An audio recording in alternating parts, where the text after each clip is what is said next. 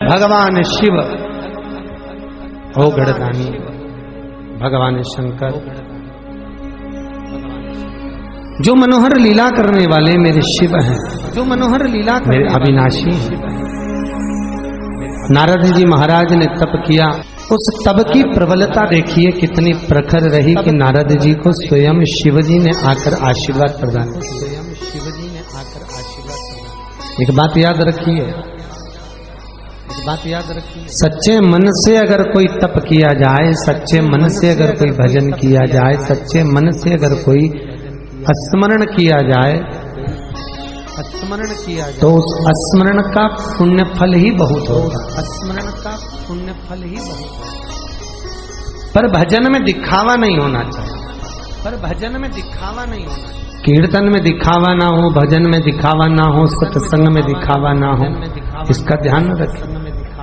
आपने देखा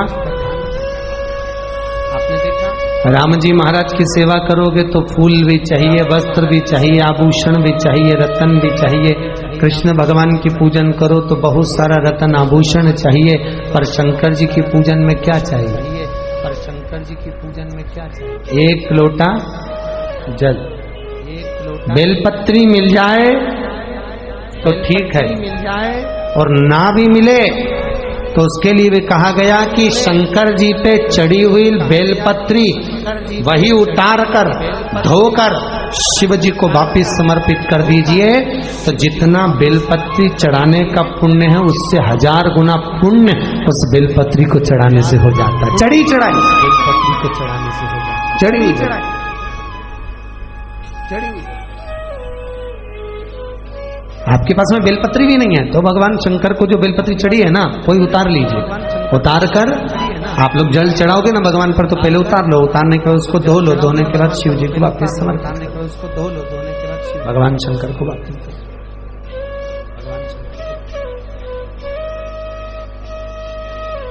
यहां तक कहा कि अगर आपके पास में घर से आप जल लेकर नहीं आए हो शिव को समर्पित करने के लिए, जल लेकर नहीं आए हो, ऊपर जो जलाधारी लगी है, देखिए जलाधारी लगी है, उसका स्पर्श कर लीजिए।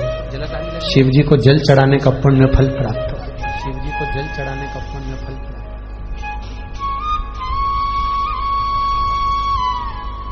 केवल स्पर्श कर लेने, केवल स्पर्श कर लेने। और यहां तक कहा गया कि अगर आप शंकर जी का दर्शन भी नहीं कर पाए हो मंदिर के अंदर जाकर, दर्शन भी नहीं कर पाए हो, आप शिव मंदिर में पहुंचकर दर्शन भी नहीं करे हो, आप शिव मंदिर में तो भी चलेगा। क्या करना है?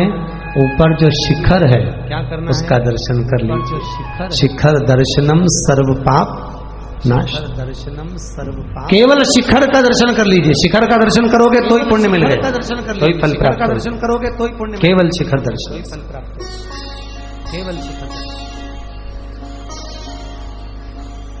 देखा है आप लोगों ने शंकर जी की जलाधारी का कभी आप स्मरण करें, शंकर जी की जलाधारी का कभी आप स्मरण करें। शिव जी के शिवलिंग पर जलाधारी होती है, वहां पार्वती जी का स्थान कौन सा होता है?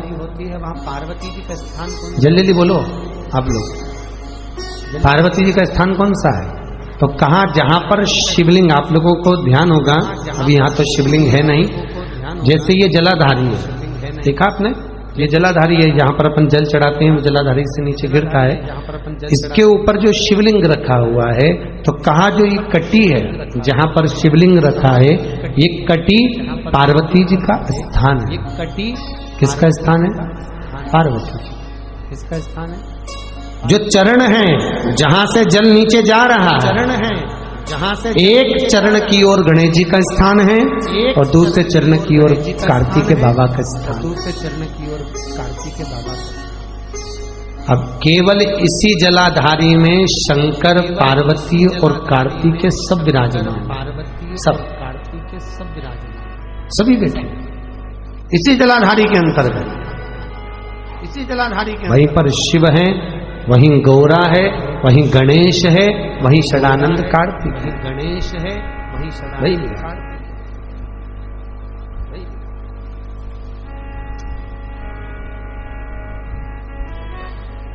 अब अलग से कहीं गणेश जी को प्रणाम करने नहीं जाना है अपने को, अलग से कहीं कार्तिक बाबा को प्रणाम करने नहीं जाना, केवल शंकर जी के मंदिर में पहुंचो और जो जलाधारी है उसके चरण को अगर हमने पकड़ लिया तो किसको नमन हो गया? बोलो जरा। गणेश जी और कार्तिक जी को षडानंद, गणेश जी और कार्तिक जी को षडानंद। और जब हम जल समर्पित कर रहे हैं तो गणेश, कार्तिकेय जल समर्पित कर रहे हैं तो गणेश, जगदम्बा और शिव सबको समर्पित हो।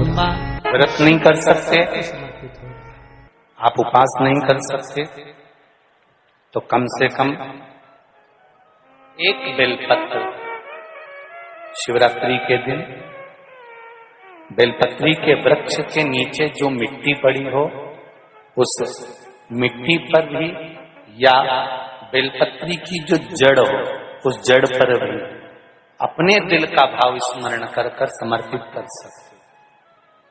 क्यों? स्कंद पुराण में कहा गया है कि बेलपत्री के वृक्ष के नीचे शिवरात्रि के दिन 33 कोटि देवी देवता भगवान शंकर की आराधना करने आते हैं। जैसे श्रावण के महीने में पार्वती और मां गंगा, ये दोनों शिव की आराधना करने के लिए आते हैं।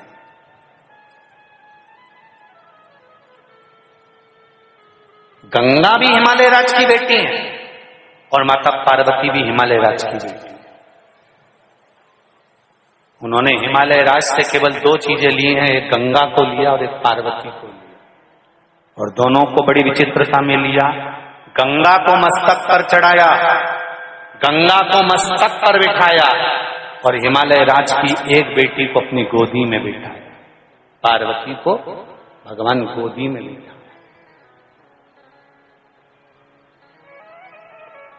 एक को मस्तक पर, एक को गोदी में।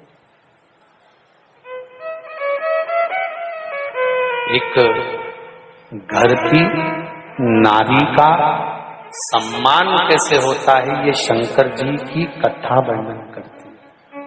आप में से कितने लोग हैं जो शंकर जी के मंदिर जाते हैं? जरा हाथ उठाओ। सभी जाते हो? शिव मंदिर में जाकर देखना, शंकर भगवान नीचे होंगे, पार्वती जी ऊंची होंगी। बोलो सही है कि गलत है? शिव जमीन पर बैठे हैं, फर्श पर बैठे हैं, शिवलिंग नीचे रखा है, और पार्वती जी का स्थान या तो दीवार पर ऊंचा। चलो कहीं मत जाओ, उज्जैन महाकाल को देख लो, काशी में देख लो, सोमनाथ में देख लो, मल्लिकार्जुन में देख लो, त्र्यंबकेश्वर में देख लो, भीमाशंकर में देख लो, नागेश्वर में जाकर देख लीजिए, बैद्यनाथ जी में जाकर देख लीजिए, परली में जाकर देख लीजिए, केदार में जाकर देख लीजिए। शंकर भगवान का शिवलिंग नीचे मिलेगा और पार्वती ऊंची स्थान पर बैठी हुई मिलेगी। वो शंकर भगवान की कथा कहती है। भगवान ब्रह्मा जी का कथा देख लो, ब्रह्मा जी का स्वरूप देख लो। ब्रह्मा जी ने ब्रह्माणी को पास में बिठाया है, भगवान विष्णु ने लक्ष्मी जी को चरणों में बिठाया है, इंद्र ने इंद्राणी को पास में बिठाया है, सारे देवताओं ने अपनी अपनी धर्म पत्नी को पास में बिठाया, पर केवल देवाधिदेव महादेव कैसे हैं जिन्होंने अपनी धर्म पत्नी को ऊंचे स्थान पर बिठाया कि नारी का आदर करोगे तो जिंदगी में तुम भी आगे बढ़ते चले। नारी का सम्मान करना सीखो। शंकर भगवान की कथा कहती है हम भले अर्धांगिनी है पर उसका सम्मान, उसका आदर, उसका सत्कार होना चाहिए।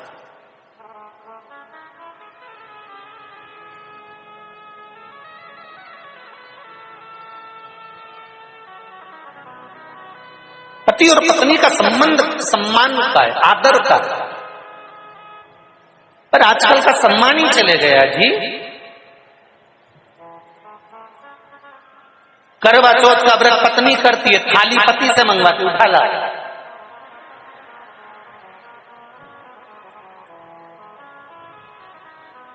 और पति बेचारा अपने काम में लग जाए तो चलनी में मुंडा देखती देखती बोल सीधे खड़े रहो, अच्छे से कह रही।